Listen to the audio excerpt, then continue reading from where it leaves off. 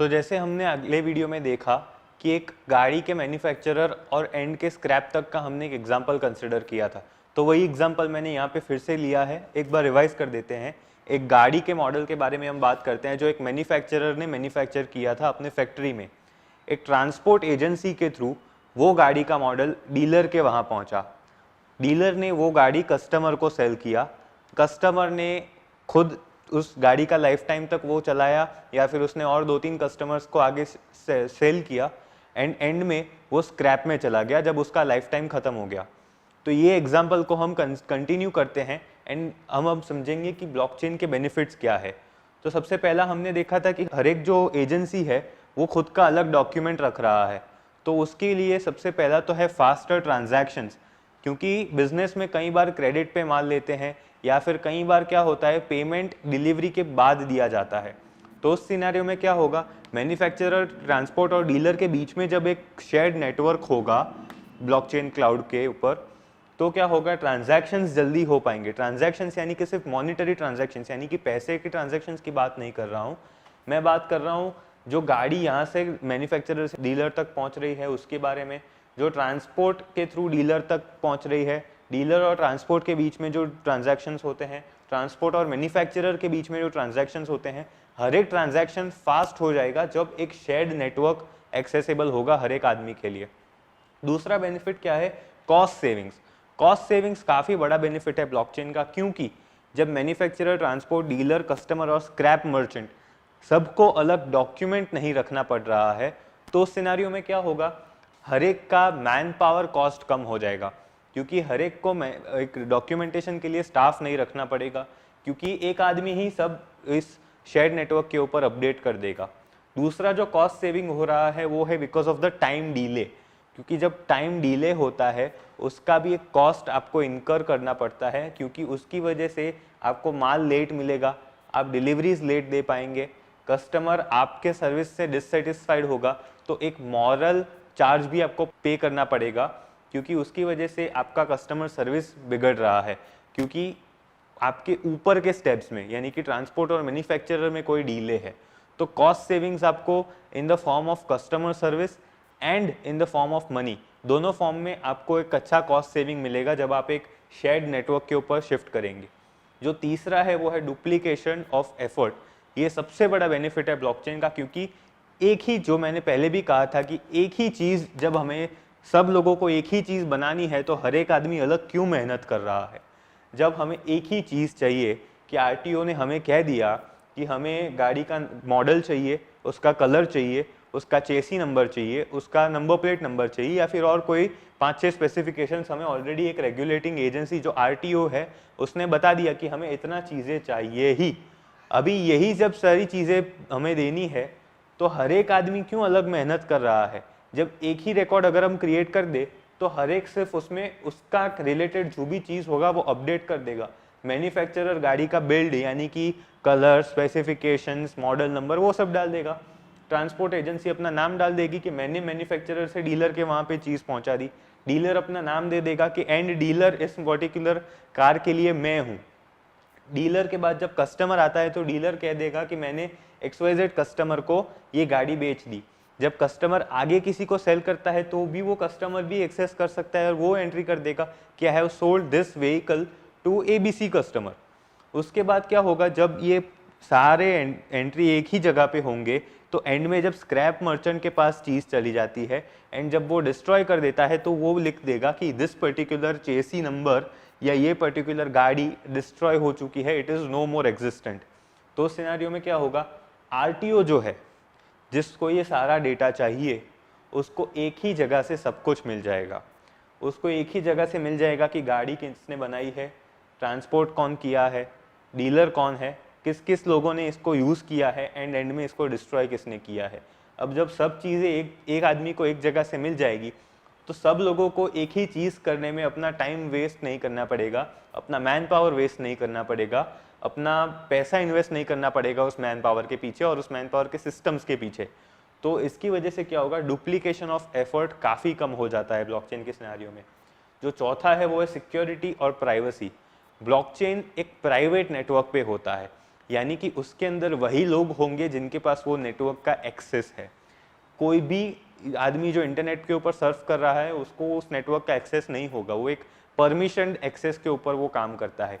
यानी कि उस नेटवर्क जो आपने एक नेटवर्क सपोज ये क्रिएट किया एज अ डीलर, अगर कोई कंपनी एक शेयर्ड नेटवर्क क्रिएट करती है तो वो नेटवर्क का एक्सेस उसी कंपनी के लोगों के पास होगा, उसी कंपनी के मैन्युफैक्चरर के पास होगा, वो जिसके थ्रू ट्रांसपोर्ट करवा रही है उसी के पास उसका एक्सेस होगा, उसके जो रेगुलर डीलर्स हैं अलग अलग सिटीज में उन्हीं लोगों के पास उसका एक्सेस होगा, कस्टमर जो उनसे खरीद चुके हैं उनके पास ही एक्सेस होगा, जो स्क्रैप मर्चेंट है जिनके वहाँ वो प्रेफर करते हैं कि इन्हीं के वहाँ पे आप स्क्रैप में दीजिए, उसके पास ही उसका एक्सेस होगा। तो जब सबके पास एक्सेस होगा ना तो एक रिस्ट्रिक्टेड एंड सिक्योर्ड नेटवर्क बनता है जिसके अंदर हर एक आदमी अपना खुद का काम कर देगा and everything would be in place. तो सिक्योर है काफ़ी एंड प्राइवेसी तो क्योंकि रिस्ट्रिक्टेड एक्सेस है, जिन जिन लोगों को एक्सेस दिया हुआ है वही उसको एक्सेस कर पा रहे हैं, तो प्राइवेसी का भी इश्यू नहीं है। आगे हम देखेंगे कि क्यों ये इतना सिक्योर है। जो फिफ्थ पॉइंट है वो है एफिशिएंसी इंक्रीजेस, क्योंकि जब आपका टाइम बच रहा है, आपका पैसा बच रहा है, तो एंड में आपका एफिशिएंसी भी इंक्रीज हो रहा है क्योंकि आप जल्दी काम खत्म कर पा रहे हैं। And efficiency is very simple, efficiency का एक ही डेफिनेशन है, आप कितने इनपुट में कितना आउटपुट दे पा रहे हैं, आप कितने टाइम में अपना डिजायर्ड आउटपुट अचीव कर पा रहे हैं। तो जब आप कम से कम टाइम में ज़्यादा से ज़्यादा काम कर पाएंगे तो सीधी सी बात है आपका एफिशिएंसी इंक्रीज हो रहा है। जो छठा पॉइंट है वो है नो पॉसिबिलिटी ऑफ फ्रॉड, क्योंकि अगर मैन्युफैक्चरर ने कहा है कि ग्रीन कलर का गाड़ी है, ट्रांसपोर्ट वाला कह रहा है कि ग्रीन कलर का गाड़ी है, तो डीलर वाला ये नहीं कह सकता कि मुझे रेड गाड़ी मिला है, क्योंकि आगे के दोनों एजेंसी ने वैलिडेट किया हुआ है वो चीज़। उसने वैलिडेट किया हुआ है कि जो गाड़ी हमने भेजा है it is green and it is based on consensus, यानी कि it is based on majority. सब लोगों एग्री करना ज़रूरत नहीं है, लेकिन मेजॉरिटी जब एग्री करते हैं तो उसकी वजह से क्या होता है कि एक मेजॉरिटी विंस वाला सिनारियो बन जाता है, एक डेमोक्रेसी वाला सिनारियो बन जाता है कि अगर सब लोग कह रहे हैं कि ग्रीन गाड़ी है पर अगर एक बंदा कहेगा कि रेड है, तो यानी कि पता चल जाएगा कि वो आप जो आदमी है, वो जो पॉइंट है, उसने कोई गलती किया है या फिर वो कोई फ्रॉड करना चाहता है।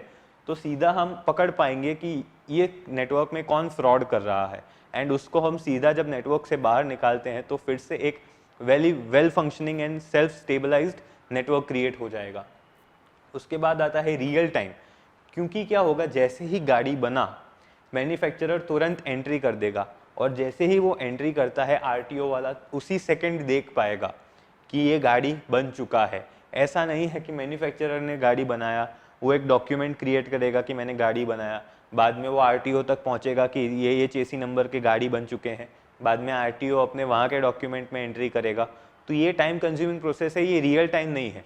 गाड़ी बनने के एक हफ्ते के बाद भी शायद एंट्री हो सकता है गवर्नमेंट के अंदर, तो उसकी वजह से क्या होगा कि एक टाइम डिले इंक्रीज होता है एंड उसको हम अवॉइड कर सकते हैं ब्लॉकचेन के थ्रू।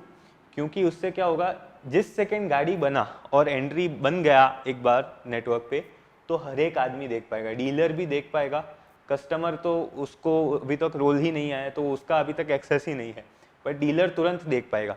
इसका क्या फ़ायदा है कि सपोज एक गाड़ी का शोरूम है, वहाँ पे सपोज एग्जांपल ले कि एक गाड़ी का स्टॉक का ज़रूरत है, XYZ मॉडल और रेड कलर का गाड़ी, उसका ज़रूरत है स्टॉक में क्योंकि काफ़ी सारे ऑर्डर्स आ रहे हैं, लेकिन मैन्युफैक्चरर के वहाँ पे अभी वो मैन्युफैक्चर्ड ही नहीं है। तो क्या होगा, डीलर को नेसेसिटी है तो वो रेगुलरली चेक करता रहेगा नेटवर्क पे कि इसका अवेलेबिलिटी आया, ये स्टॉक बन गया। जैसे ही मैन्युफैक्चरर एंट्री डालता है कि XYZ मॉडल रेड कलर का गाड़ी इतना पीस बन चुका है, तुरंत डीलर उसको ऑर्डर दे सकता है एंड ट्रांसपोर्ट के थ्रू उसको मिल जाएगा स्टॉक। तो इसकी वजह से आपको जैसे ही स्टॉक बनता है रियल टाइम आपको पता चलेगा और आप उसको तुरंत प्रोक्योर करके आगे सेल कर सकते हैं। तो ये रियल टाइम है, इसमें कोई डीले नहीं है। जो एथ चीज़ है वो है ऑडिटेबल। ऑडिटेबल यानी कि एक ऑडिट करना पड़ता है आपको, आपका परफॉर्मेंस ऑडिट करना पड़ता है, आपका एफिशिएंसी का ऑडिट करना पड़ता है। गवर्नमेंट में भी आपको काफ़ी सारे ऑडिट सबमिट करने पड़ते हैं। तो ऑडिट आप कर पाएंगे क्योंकि आपको एक ही जगह पे ढूंढना है। अगर डीलर को ऑडिट करना है तो भी वो इसी जगह पे देखेगा, मैन्युफैक्चरर को ऑडिट करना है तो भी वो इसी जगह पे देखेगा, ट्रांसपोर्ट एजेंसी को ऑडिट करना है तो भी वो इसी लेजर को देखेगा, क्योंकि एक ही जगह पे से उसको सब कुछ मिल जा रहा है। उसको मैन्युफैक्चरर से अलग कांटेक्ट करने का ज़रूरत नहीं है, डीलर से अलग कांटेक्ट करने का ज़रूरत नहीं है खुद का ऑडिट कंप्लीट करने के लिए। वो सीधा एक डॉक्यूमेंट देखेगा, उसको सब कुछ पता चल जाएगा। So it is very quick and auditable. जो 9th है वो है रूल्स एंड स्मार्ट कॉन्ट्रैक्ट्स। इसके बारे में हम आगे देखेंगे, क्योंकि ब्लॉकचेन क्या है, एक कपड़े के बारे में हम जानते हैं तो कपड़ा वन साइज फिट ऑल के कॉन्सेप्ट पे नहीं है। एक साइज ऐसा नहीं होता है जो सबको फिट आ जाए, हर एक इंसान को अलग अलग कपड़े का साइज चाहिए। वैसे ही ब्लॉकचेन के अंदर भी हर एक कंपनी, हर एक नेटवर्क, हर एक बिजनेस और हर एक इंडिविजुअल को अलग तरीके के चीज़ें चाहिए, अलग अलग तरीके के रूल्स चाहिए उसके अंदर।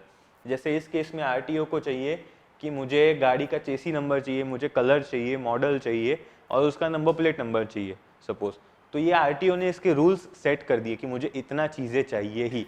यानी कि हर एक ब्लॉकचेन अपने तरीके में यूनिक होता है, हर एक के अंदर जो रूल्स दिए गए हैं, जो कॉन्ट्रैक्ट्स बनाए गए हैं, जो रेगुलेशंस प्रोवाइड किए गए हैं वो अलग होते हैं।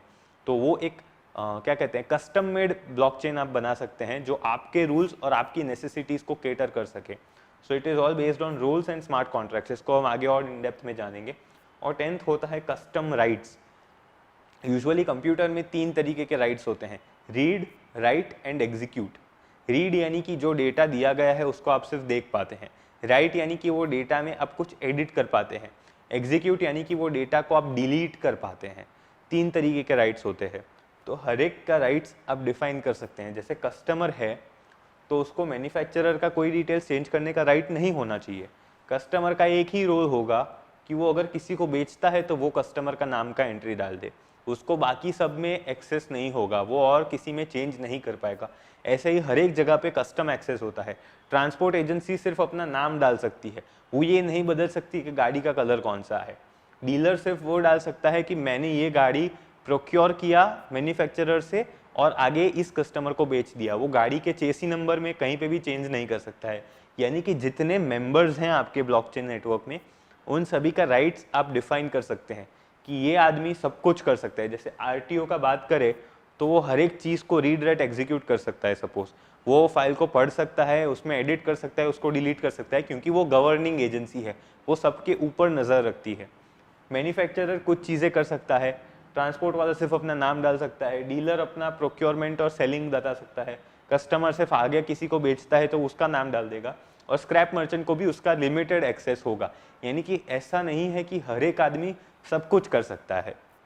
एक डिफाइंड चीज़ होती है, हर एक का रोल डिफाइंड होता है कि आप यही काम करेंगे नेटवर्क में, आप यही पर्टिकुलर फील्ड को फिल करेंगे, आप यही पर्टिकुलर फॉर्म फिल करेंगे। ऐसा नहीं है कि हर एक आदमी सब कुछ कर पाएगा। So everything is defined inside a blockchain network. वो जब आप क्रिएट करेंगे तो उसके अंदर भी आप डिफाइन कर पाएंगे। ये कस्टम राइट्स का एक सिंपल एग्जांपल मैं आपको दूं तो जैसे फेसबुक पेज होता है किसी का, तो पेज के अंदर आप रोल्स डिफाइन कर सकते हैं कि ये पेज मैनेजर है, ये पेज एडिटर है, ये सिर्फ पेज पे पोस्ट कर सकता है, ये सिर्फ पेज पे मैसेजेस जो आते हैं उसको मैनेज करेगा, ये पेज का ओनर है, ये पेज को पर नज़र रखता है।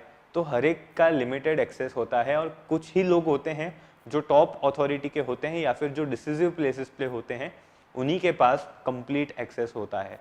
सो ये कुछ बेनिफिट्स हैं। जब आप ब्लॉकचेन के अंदर कन्वर्ट करेंगे अपने सिस्टम को, अपने बिजनेस को, तो आपको ऐसे बेनिफिट्स और काफ़ी सारे बेनिफिट्स जो आपके इंडस्ट्री के स्पेसिफिक होंगे वो आपको देखने मिलेंगे। So this is how blockchain benefits your business and your working processes, जिसकी वजह से आप काफ़ी क्विक और काफ़ी जल्दी ग्रो कर सकते हैं in your business. So I will see you in the next video, जिसमें अब हम डीप डाइविंग करेंगे inside the blockchain structure and उसको हम और आसानी से समझेंगे। See you in the next video. Thank you so much.